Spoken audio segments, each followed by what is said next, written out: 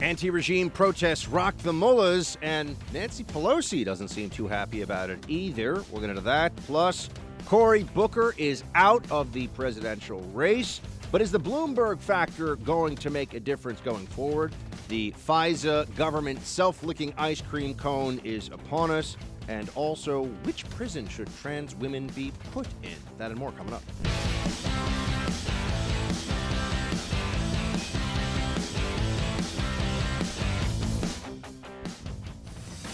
Welcome to the Buck Sexton Show, everybody. Happy Monday. Man, the year is already in full swing, flying by. We have some big news to get to today. These protests in Iran are possibly momentous for the future of that country, which could be incredibly important for the future of that region and therefore the rest of the world. But it also tells us a lot about what we've seen over the last week and a half or so, what the media has been telling us is going on over there, and also what their agenda is here. We see, one would think that journos would be in a frenzy to cover the Iranian protests and give additional reach to their deeply felt yearning for freedom. But would that hurt Trump? No, it doesn't hurt Trump, so they don't really care all that much. Owning Trump, making life harder for Trump, is such a bigger deal for the journos. That should tell you everything you need to know about not just their lack of ethics in their profession, their sheer abandonment of any constraints on the activism that they engage in, the propaganda that they construct and disseminate and spew on a regular basis. The journos care so much more about whether this is going to harm Trump than whether it could, in fact, help the Iranian people. 80 million of them and counting. Let me tell you what's going on. You have had protests in the streets over the weekend where there are thousands, tens of thousands, who even knows, of protesters who are chanting not only in opposition to the regime, they are chanting death to Soleimani. Hold on a second. I remember being told that Soleimani was Abraham Lincoln, George Washington, and Elvis Presley all wrapped into one. That Soleimani was a folk hero to all Iranians, that we had killed the most important person in the history of the Iranian regime, and this was going to bring hellfire down upon us. How could we do something so egregious? How could Trump make such an awful, rash decision? This was the narrative. This is what you, trying to go about your life, trying to be productive, take care of yourself, your family, pay your bills, do your job, fulfill your obligations day to day. When you're trying to see what's going on in the rest of the world, you want to know what's happening on this planet of ours. What does the media tell you? What Trump did is reckless. What Trump did is going to lead us into war because, among many lies, or I should say exaggerations, half-truths, it depends what the specific one is, but among many misleading narratives out there, that Soleimani was the great hero of the Iranian people, and they would never forgive us, nor would they forget taking out a designated terrorist who was engaged in active hostile planning against the United States. Whether the plot was going to come to fruition the next day, the next month, or the next year, I don't really care all that much. He was a combatant in a theater of war, and he was on the other side, and a designated terrorist, and he had plenty of chances to amend his ways. But no, he was becoming more brazen over time, and why wouldn't he be? Why wouldn't he become more brazen when the most powerful country in the world, the country with an economy, with a military that dwarfs his own, that country wouldn't be willing to do anything against him? Clearly sent him a message that he was invincible, he was invulnerable. Oops, not invincible anymore. And so now you have protesters who are out in the streets risking their lives. This comes after Iran already killed up to 1,500. Imagine if we had a protest going on in this country, a protest movement with 1,500 people killed. That's a lot. I mean, put this in perspective, my friends. When we lost 3,000 about on 9/11. Okay, that, I mean, horrific loss of life led us into 2 wars, changed the world we live in. The Iranians just had 1,500 people, up to 1,500 people, perhaps even more. I mean, these are all estimates, but gunned down in the streets by their own regime. This is a precarious moment for that country. This is a precarious point in time for the mullahs. And it shows that the initial funerals of, Soleimani, the big posters and the photos and all of this, which the journos were pointing to, journos who know nothing about Iran, nothing about the Middle East, they just parrot the talking points of other journos. They're pointing this and saying, see, we have awakened, a sleeping giant here in Iran. We have united the Iranian people with our action. Flat out wrong. Completely garbage analysis from people that are paid money, and in many cases way too much money when you're talking about TV news journalists, to tell you what's going on when they have no idea. Or they're just filling in all the blanks with whatever they want to be true, because what really matters to them is the expression of their political preferences through the news that they report to you on any given day. Activism wrapped up in a thin film, in a thin foil of journalism. That is what they really do.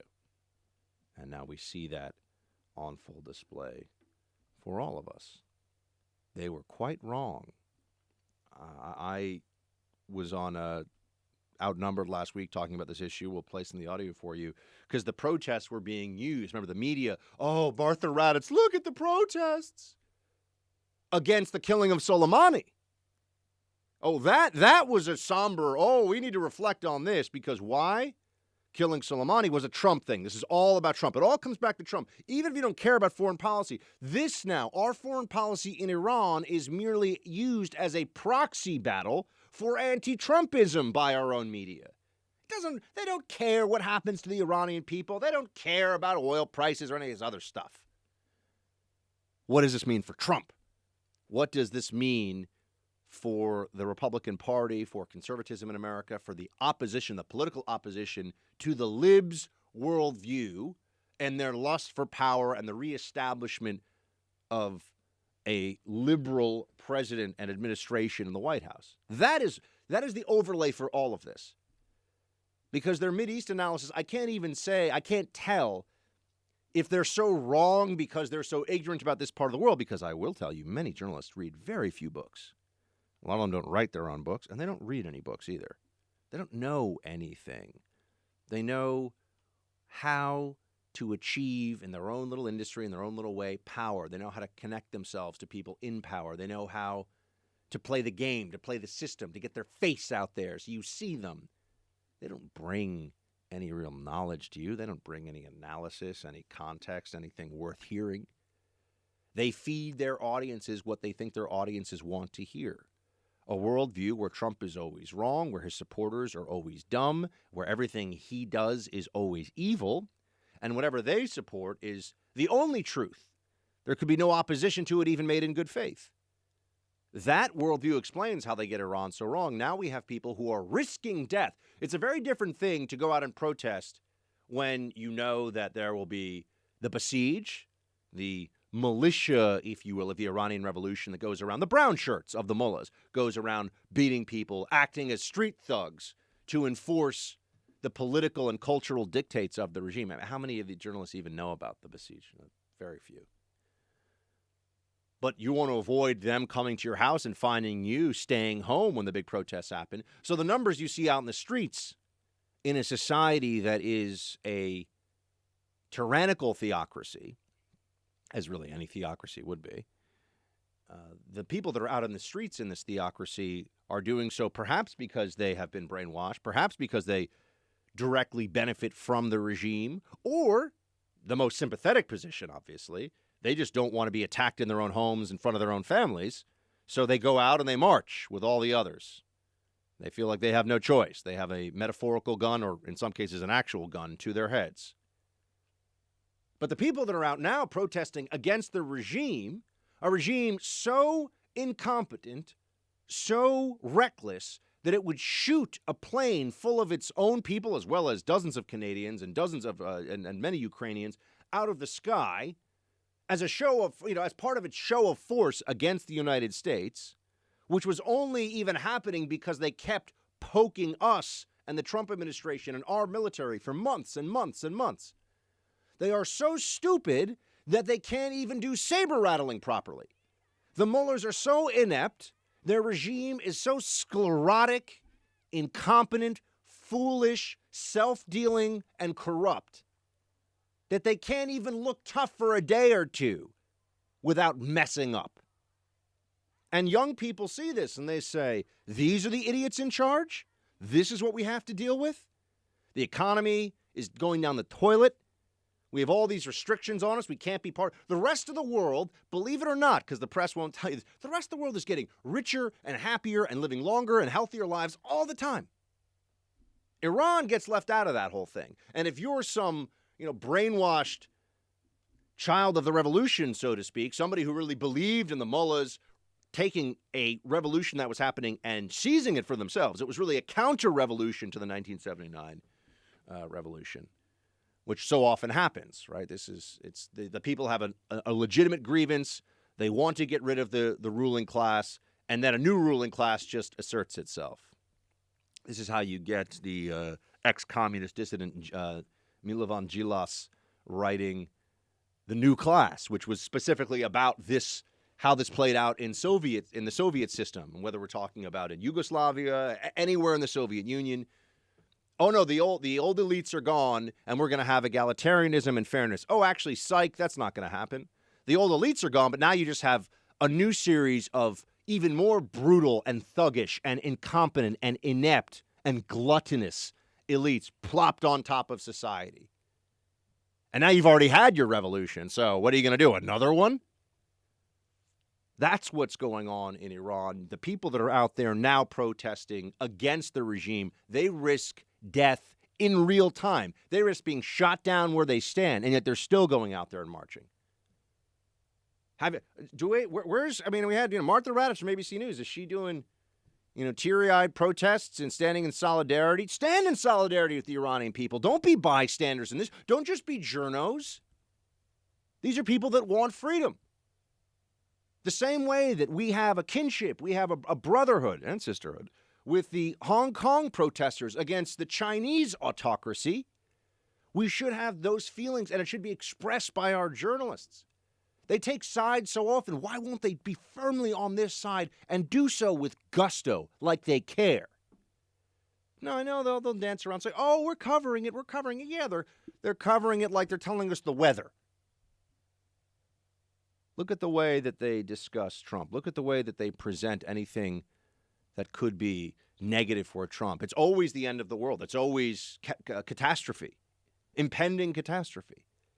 And now they have a moment to magnify the voices of an oppressed people. This is tailor-made for what journalists in this country pretend they care about. Bringing information to the rest of the world to spur international action and solidarity with people that are under the boot heel of the most despotic and malicious tyrants. And where are the journos? Do they look so upset on this one? Do they look like they're all going to break out in tears unless we can get the voices of the Iranian people, the ones that are protesting against the regime, heard? No. Now, why is that? Well, on the one hand, there's the fact that it does not take down Trump, which is the primary goal of 95% of journalists in America today, the primary goal of the Democratic Party, of Nancy Pelosi. And there's something that's even perhaps more insidious than that. It's not just that they aren't that interested in this because it doesn't tear Trump down. I think they also are downplaying it. And they're downplaying it because there is a fear. There is a fear in the hearts of many of the liberal elites right now that Trump not only was able to stare down the mullahs with the killing of Qasem Soleimani and win, but might have, we will see, sparked a moment of protest here that will shake the Iranian regime to its foundations. And you must ask the question, would many of these Democrats, if given their choice, would they opt for the overthrow of the mullahs at this point in time, knowing that it would be impossible for Trump not to get some of the credit for it? Or would they rather consign the Iranian people to to continuing generations of torture, imprisonment, and misery? Owning Trump is so much more important to them, isn't it? You already know the answer.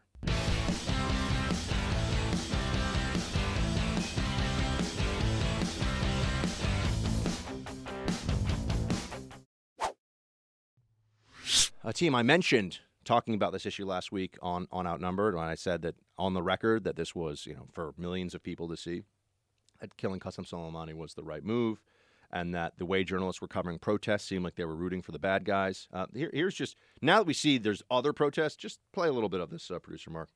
I think what you're seeing are people, especially those who do commentary on this issue in the media, trying to see what the timeline is that we're working on. Because right now it's very hard to make the case based on what expectations were of the Iranian response to taking out Qasem Soleimani, that this has been the disastrous move that many, including some on the right, thought it would be, leading us perhaps into a deeper military escalation and perhaps conflict with Iran.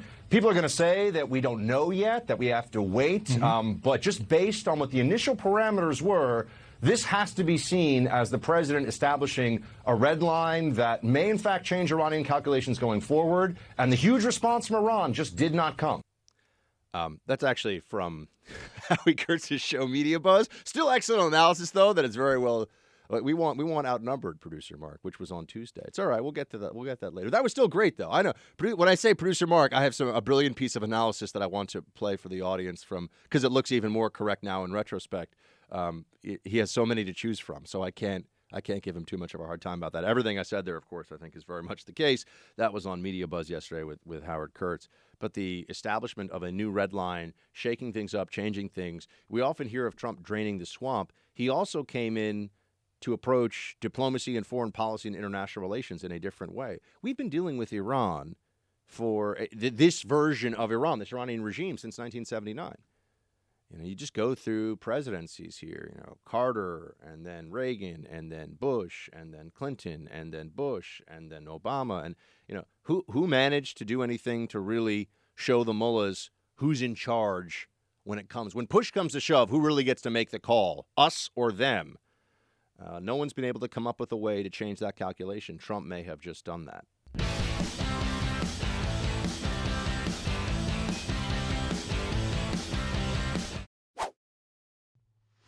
We get there. We're seeing now demonstrations in the streets of Iran against the regime.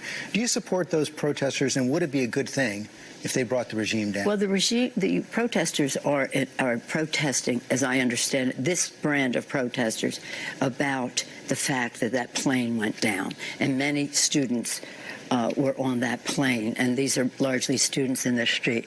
I think the Iranians should have not had commercial flights going off when there was. They're calling at the regime for lying. They're saying death to Khomeini as well. No, well, whatever it is. But the fact is this: there were protesters in the streets before against the regime.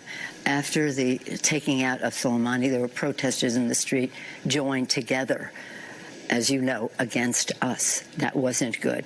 Taking down this plane is a terrible, terrible tragedy. And they should be held accountable for letting commercial flights go at a time that was so dangerous. But there are different reasons why people are in the street. Different reasons, Pelosi says. What a word salad of disgraceful, dishonest blather. Absolute blather. Nincompoopery on an epic scale from Nancy Pelosi. That is what we see here. Appalling. Appalling. Pelosi is taking this approach and taking this tone. George Stephanopoulos asking real questions. Sometimes even the LibJournos will do it. Do you support these protesters? Did you hear Pelosi at any point in that rambling word salad of nincompoopery? Did you hear her say, yes, wholeheartedly, with every fiber of my being, as a person who loves freedom and individual dignity and liberty, I wish the best for these protesters. I want their voices heard, not just across the streets of Tehran, but across the region and around the world. Where is Pelosi? This is the third most powerful person, at least in terms of presidential succession, in the United States government. She is Speaker. Speaker of the House, right? She's supposed to be the person that you can turn to in a situation like this and know what kind of answer you're going to get. How obvious could this be? How much more obvious could it be? Do you support the protesters? Not a word of support from Pelosi. Not a word. There was a plane in the sky, and it's very bad. Thanks, Nancy. We know it's bad when a civilian jetliner gets shot out of the sky with a lot of people on board who are totally innocent, including, by the way, our brothers and sisters to the north, many Canadians, the worst airline disaster they've had in decades. Yeah, we all know that's bad, Nancy. We don't need you to say it's bad when people die. Thanks, Nancy. You're not you're not a total moron, but that remains to be seen. Should they bring down, would it be good if they brought down the regime? This is what Stephanopoulos asks her. What if they could bring it down? Is that a good thing? Nancy says nothing. She has an opportunity here to say, do you support the protesters, Nancy? Yes or no? Should the regime come down? Yes or no? Do you know why she doesn't want to even give? She doesn't even want to pay attention to those. She doesn't even answer the questions. Because Trump kills Soleimani, big protests against the Iranian regime, including death to Khomeini, death to Soleimani. There is video of Iranians climbing up and pulling down and kicking these banners that the regime, in classic Soviet communist fashion, right, put up the icons of your leadership and worship them. These long banners they have of Soleimani's face, people are tearing it down. People are kicking it. By the way, putting a shoe on someone's face is actually a very grave insult in the Middle East. That was why a long time ago when that guy, that Iraqi, who then joined the Iraqi parliament, tells you a lot, threw shoes at George W. Bush. That's a grave insult. It's more akin to extending a solitary digit from one's hand, shall we say, in our culture. So a lot of people in the streets against the regime. Why does Pelosi not take this opportunity to support the protesters? She's on one of these Sunday shows that the elites are supposed to care so much about that set the tone for the rest of the week. Where is Nancy Pelosi on this? Why are we not hearing more about the need to support these protesters? And oh, that's right, because it could be good for Trump. It's not bad for Trump. That is what determines everything else. That's all that really matters to her. Would she want the regime to fall? Think about this. The president came along and said, we're not going to do the Obama bowing and begging and sending cash routine to the mullahs. Please give us a deal. Here's a bunch of money. We'll unfreeze your assets. Just let us have some inspectors look at your nuclear facilities. Can't destroy the facilities, by the way. Can't take out the infrastructure. Just look at them. The ones that we show you, you can look at them. Oh, thanks. Everyone knows they can just turn them back on, start spinning again. Stunning stuff, really is. Trump comes in instead and says, "Hold on a second. We're the big dogs in the block. We're not here to take orders from the Iranians. This deal is crap. We're going to put on a maximum pressure campaign." Turns out the Iranians are the young Iranians, those who see their futures ahead of them and want something better. They don't like this regime. This is a really volatile moment. And Trump, while Pelosi is blathering on like a total imbecile about, that the plane went down and they should have cleared their airspace. Thanks, Pelosi. What are you, like, all of a sudden a tactical genius? And Nancy Pelosi, the 4-star general? Get out of here. Get out of here. So here's a perfect example. This is what President Trump has to say about what is going on with the Iranian people. President Trump is willing to speak very clearly to the leaders. This is yesterday. To the leaders of Iran, do not kill your protesters. Thousands have already been killed or imprisoned by you, and the world is watching. More importantly, the USA is watching. Turn your internet back on and let reporters roam free. Stop the killing of your great Iranian people. That's the way that you would think the leader of the free world would speak, and he did, or would write in this case. Nancy Pelosi instead is talking about how, the protest, there are a lot of different reasons why people are protesting. This is Pelosi saying, well, the regime's got some support. Make no mistake about it. Oh, thanks, Nancy. I'm so glad you could clarify that for us. Oh, and there were protests before. Notice how she settled in on that to the George Stephanopoulos question. There were protests before, as in, let's not give Trump all the credit for what's going on right now. We have gone. We have to take stock of this, friends, because they won't do this for you. They won't present this to you honestly in the media.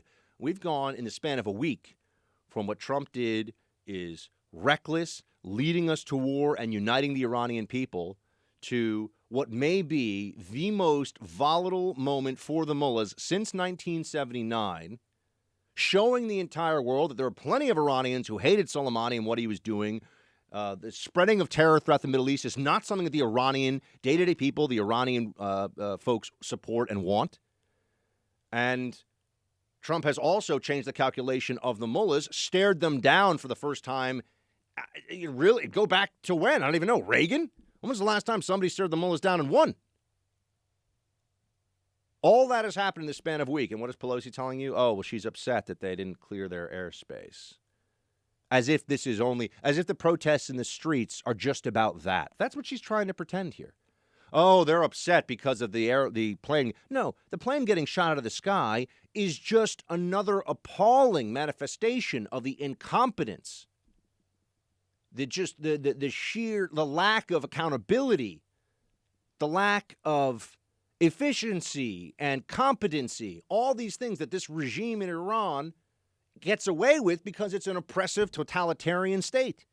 And people are saying, you morons can't even hit back at the great Satan without blowing a plane out of the sky? Why are you in charge?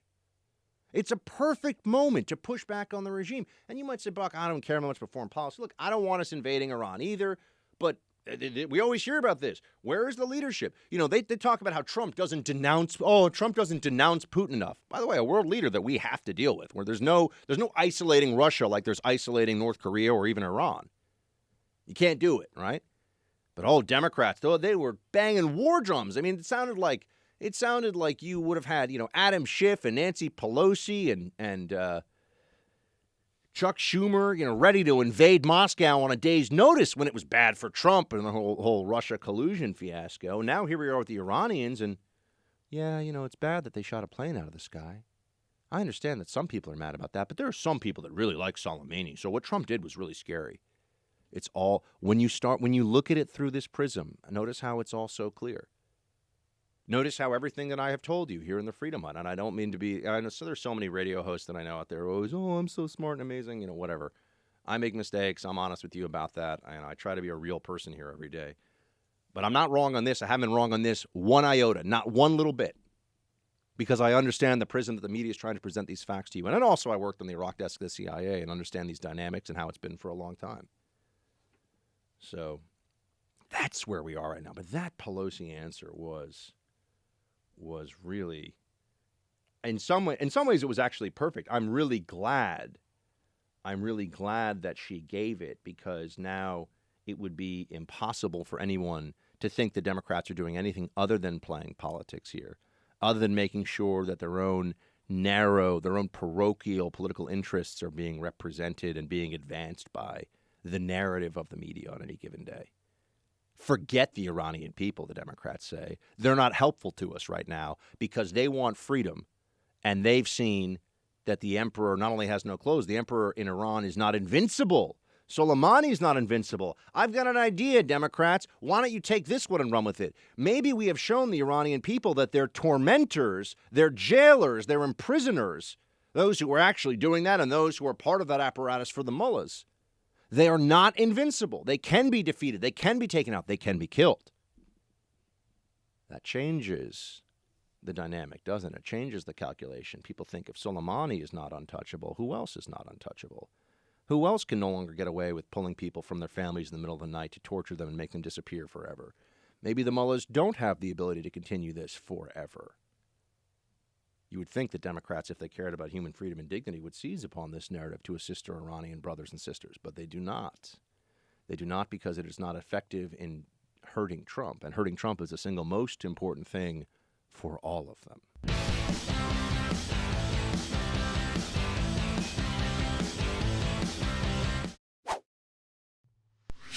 Well, the media has been covering this as though there isn't a whole lot of state compulsion, which I think needs to get a little bit more attention in this process. What does that mean? It means schools are being let out and kids are being told, well, even if you don't know anything, go out there and cry for the cameras. It means that if you don't go, the besieged, they're kind of the street militia, if you will, of the Iranian regime. They're making sure that people turn out for this. If you don't show up, I mean, they go house to house, door to door. If you aren't, and I'm not saying there aren't people who are upset. There clearly are. But they're also swelling the numbers. And we're talking about a totalitarian state with no free press and no free thought. So how much should we really care that they're protesting in these numbers? We don't know how many of them truly believe that this is an act of aggression that should be responded to in the severest way.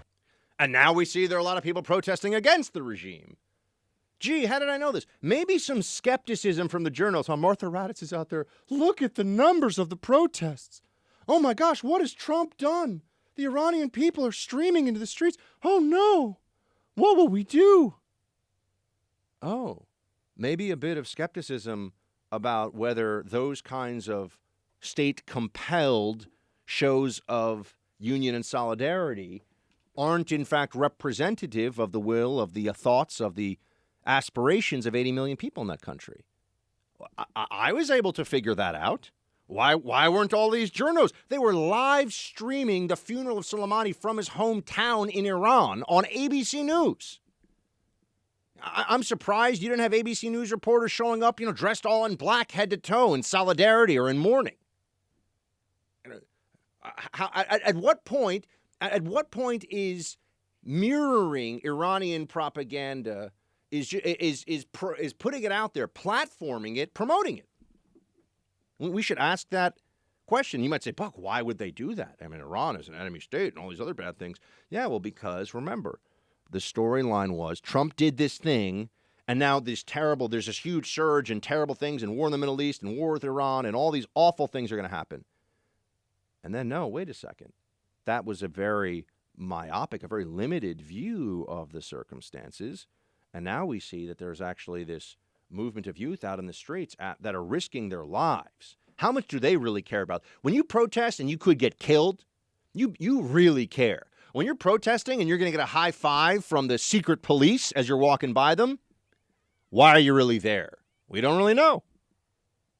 But this is why I like to read about totalitarian regimes. This is why I'm in the midst of a fantastic biography of Joseph Stalin. This is why I like to know about how authoritarian regimes function so that when I come here, when I sit down with you and talk to you about these issues, I have some context for it. Some knowledge to bring to these matters that's not just, I saw this on Talking Points memo, and there's a really smart person in the HuffPost who has an Iranian name, so, they totally must know everything about this. And yeah, that's what you get from most of them. That's what you see. I would like there to be greater accountability for those who put forward the worst kind of analysis. By the way, there's all this back and forth on whether killing Soleimani was justified. This is the other thing they've now drilled down on. At first, they tried that Trump is responsible for the shoot down of the airliner. They tried that, right? Unintended consequences doctrine. They were trying to dress this up. It didn't work. But now they're saying, well, he didn't have the justification to kill Soleimani. Here's what Secretary of Defense Mark Esper says about that. Play 14, Mark. I don't believe either of those two AUMFs, if you will, authorize an attack on the country of Iran. But the president does have authority under both those to strike at armed groups, militia groups emanating from Iraq. He certainly has the commander-in-chief's Article 2 authority to defend the United States. It's been executed by presidents for many decades. We can go back to Reagan with Libya or Grenada, Bush with Panama, Clinton with Bosnia, Somalia, Haiti. Presidents have used that authority. The president relied on that authority in this case as well. Fully justified, fully legitimate to go after Qasem Soleimani, a known terrorist leader in Baghdad, coordinating further actions that would result in the deaths of Americans. I don't know what else really needs to be said at this point. I mean, the Democrats, notice how much skepticism they will show of Trump and anyone who works for this administration, their own country. And not just skepticism, but they will out of hand, without any evidence or justification beyond their own feelings, dismiss, oh, they're lying, they must be lying. Do you ever hear them say that about the mullahs? Do you ever hear them saying that about, they're now claiming, it's amazing that the Iranian regime didn't know that they shot down, they knew they shot down that plane right away. And the mullahs were lying about it. Why wasn't our own press like, they're probably lying about it? Oh, because Trump is the bigger threat.